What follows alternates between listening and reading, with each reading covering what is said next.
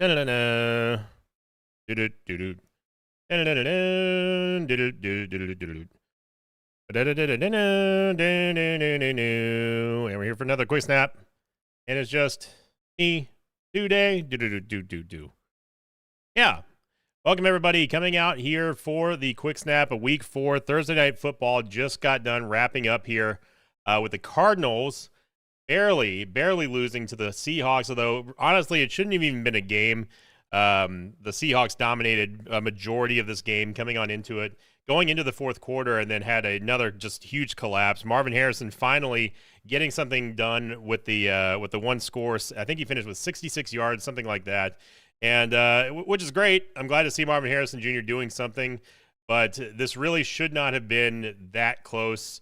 It almost felt like a garbage time win, but hats off to the Cardinals. They did a great job in fighting back and just making it exciting towards the end.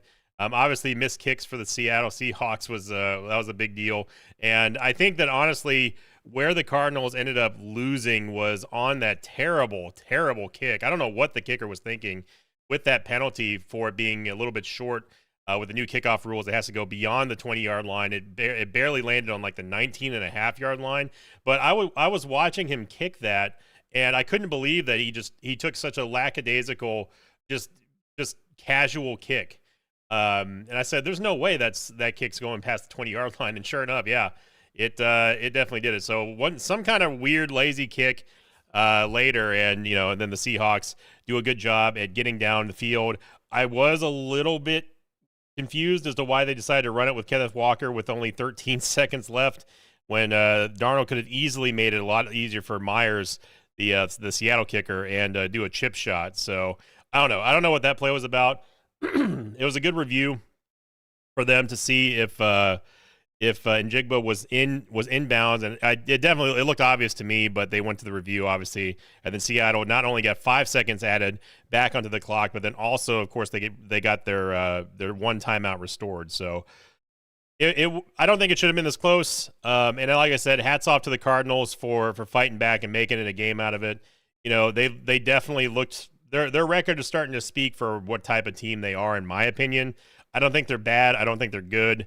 I just think that with Kyler, you don't know what type of game you're going to get. Kyler Murray finishing off with 41 attempts, completing 27 of them, 65.9% completion rating. He had 200 yards and 2 TDs, but he also threw 2 picks and got sacked 6 times, which, if you're like me and you're going up against the Seattle Seahawks defense on fantasy, you probably hated that, which I did. He finished with a QB rating of 73.2. Also had 41 yards rushing. Benson didn't do anything. Demercado didn't do anything. Even towards the end there, he just didn't do anything. Marvin Harrison had 10 targets. He finally did get 1 TD here with 66 yards. So he ended up finishing with nice stats. But still, I think that I'm not sure what the problem is with Marvin Harrison Jr. yet. Other than the case of the Butterfingers, he should be acclimated to that offense right now. So I don't know if Kyler is throwing it weird or if he's just getting in his head about some catches. But it's good to see him kind of get that monkey off of his back and pick up a score here. Trey McBride finished with 752 for the for the Cardinals, and then of course Demercado did catch that one final minute touchdown there, and it was a good job. I will say, hats off to the Seahawks they didn't let them score, but they were able to get that timeout in. I kind of raised my eyebrow watching that timeout, and I was like, I don't know if I would have called a timeout there. Why would you want to be calling a timeout? I guess they kind of anticipated that they were going to have to score here. I still would have let the clock run, but it ended up saving them the game, combined with that terrible kicking penalty that happened on the Cardinals kicker. And then over here on the Seahawks side, Darnold had a pretty good game. I mean, 18 for 26 for 242, 1 TD, 69.2% completion rating and a QBR, or a completion percentage and a QBR of 111.4. Kenneth Walker, who I did start, he did not get a touchdown, but he did get 81 yards and 19 carries. Charbonnet picked up the touchdown, which I was a little bit salty about. And then Barner also got a receiving touchdown there from Darnold. I thought Darnold looked pretty good. He looks like he's settling in and putting up some Sam Darnold numbers. And we'll see whether or not he's able to sustain that for the rest of the season. I think that the Seahawks are. I think that for a 3-1 team, I think that they're right where they deserve to be.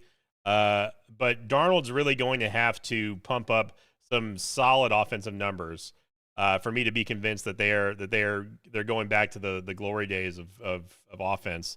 It would be interesting to see if he manages to translate what he did in Minnesota over into Seattle. I think that would be awesome to see.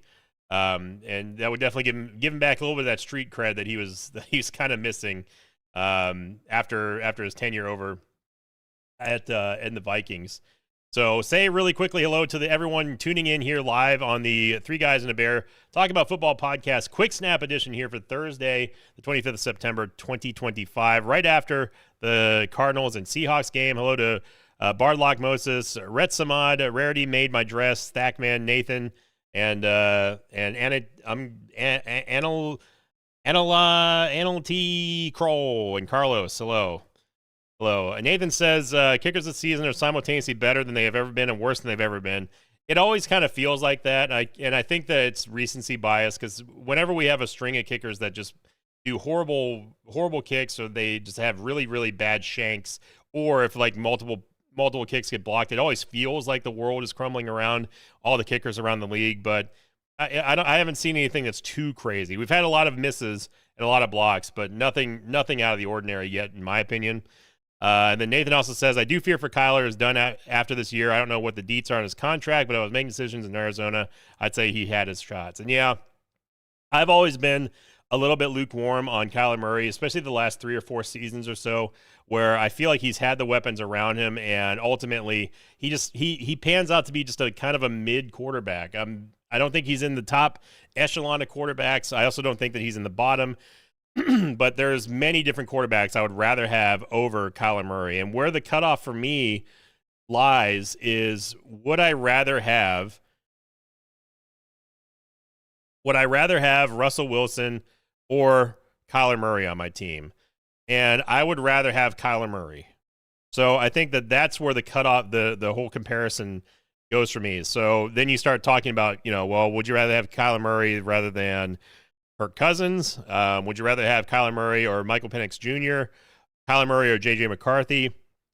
Then it starts getting a little bit muddy. So I've always felt that Kyler is a good quarterback, just not great. And and I don't know if the Cardinals pick up. I also don't know what Kyler Murray's contract situation is, but we'll see.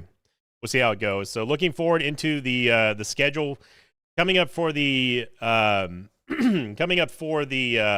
Seahawks. If I can go back to the scoreboard here, if I can find it.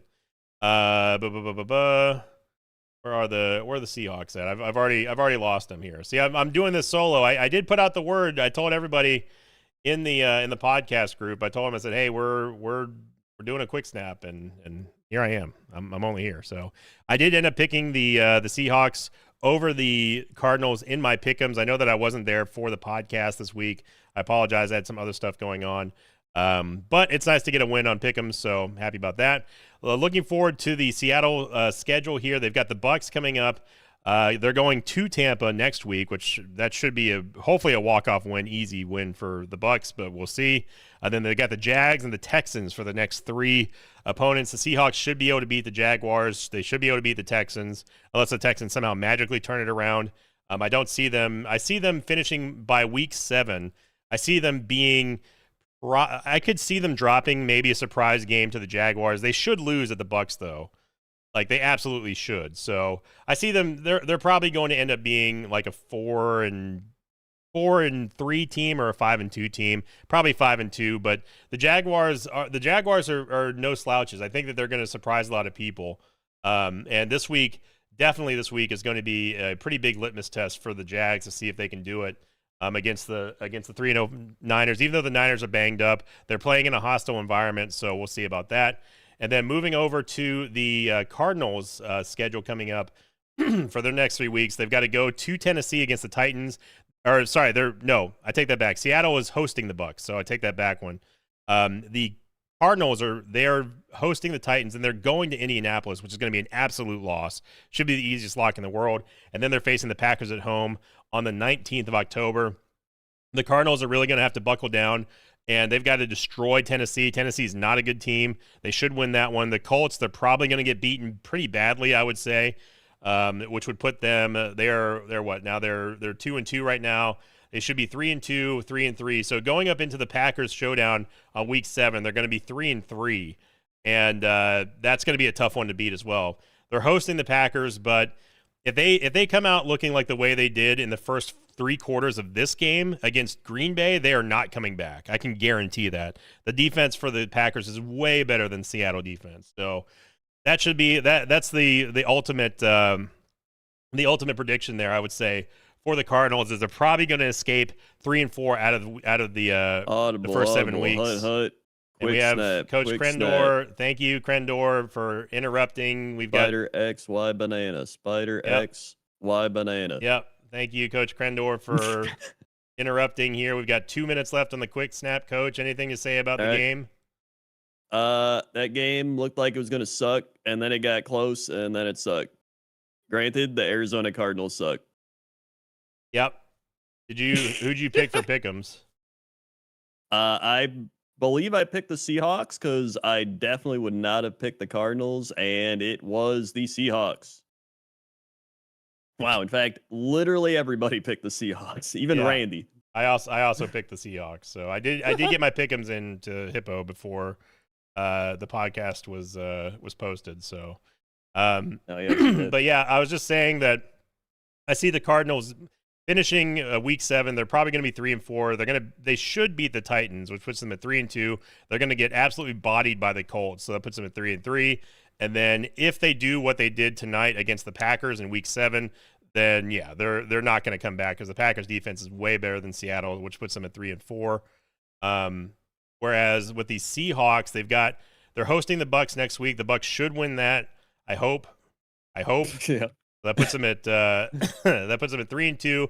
The Jaguars game, I think, is going to be pretty tough for them to win. It's going to be a good game. They should win, but they're in Jacksonville, and that I would say that could go either way. They can either finish 4-2 or 3-3, and then versus the Texans, that should be an easy victory for them in Week 7. Yeah, no, the Seahawks got a pretty decent schedule. Like, they play Commanders, which is a tricky game. Cardinals again. Rams are pretty tough, but it's divisional. You never know. Titans, they should win. Vikings could actually be a hard game if they're not playing JJ McCarthy, who's bad. Falcons, they could beat the Falcons because Falcons. Then they got Colts, Rams, Panthers, 49ers. Although end of the season, you never know what's happening at that point. It's true. That is true. And I will say that everybody, if you're watching live or if you're watching this on the VOD after it was recorded and streamed, make sure you click the like button here on YouTube. It's the best way to grow the channel and support the podcast as well as just do numbers. And I appreciate everyone tuning in here. And Coach Crendor finishing the podcast here. Thank you, Coach. It was a last second victory for you to get here. I know it was a lot of work for you to break away from your busy schedule of doing nothing. It was pretty difficult, but I managed. Yep.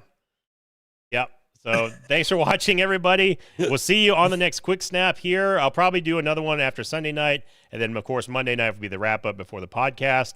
And comment, subscribe. I'll be here for Sunday night because that's Packers-Cowboys. I'll have some thoughts about that one. Yep. So we'll see you all Sunday for the Quick Snap after the games, and have a good weekend, everybody. Dun-dun-dun.